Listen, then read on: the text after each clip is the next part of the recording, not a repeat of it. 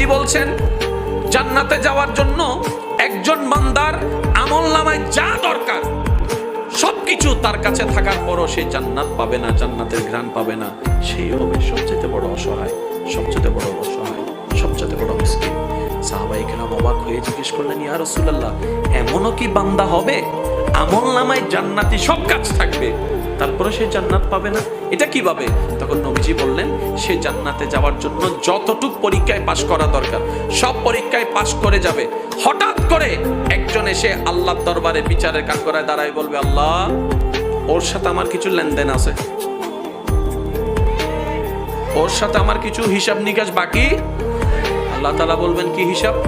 সে বান্দা বলবে, আল্লাহ, আমি দুনিয়াতে একটু দরিদ্র ছিলাম, গরিব ছিলাম, তার অনেক টাকা ছিল, সে অনেক সময় আমাকে অনেকবারই আমাকে আঘাত দিয়ে কথা বলেছে, অপমান করেছে। আল্লাহ, ওই অপমানের বিচার আমি দুনিয়াতে পাই নাই।